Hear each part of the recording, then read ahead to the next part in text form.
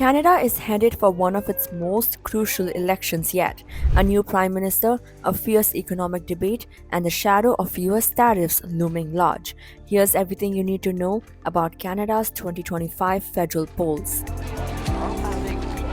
Voting across Canada takes place today, April 28, from 9 a.m. to 9 p.m. Due to Canada's 6 time zones, polling hours are staggered. Preliminary results will come shortly after polls close, but the official results will take a couple of days.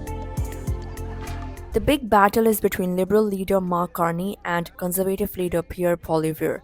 Mark Carney has promised to reduce the federal deficit, lower the marginal tax rate, and eliminate the goods and services tax for first-time home buyers. Pierre has pledged to cut the lowest tax bracket by 15%. He has also promised to scrap the federal sales tax for first-time home buyers.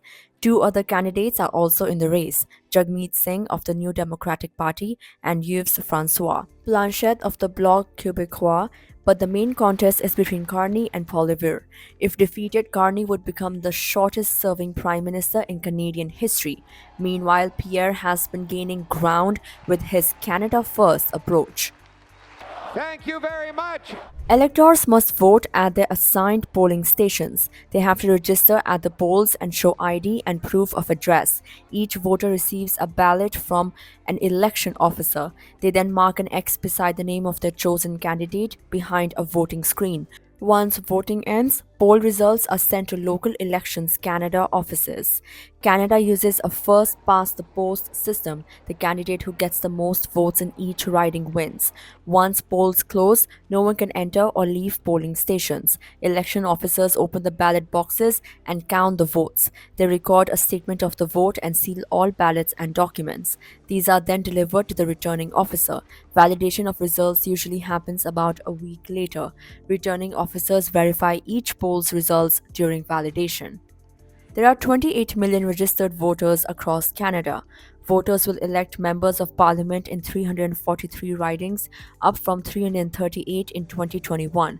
Ballots are hand counted. Results start being announced about 30 minutes after polls close. Due to multiple time zones, polling closes first in Newfoundland and Labrador at 7 p.m. Eastern Time. Polling across all provinces ends by 10 p.m., after which full counting begins.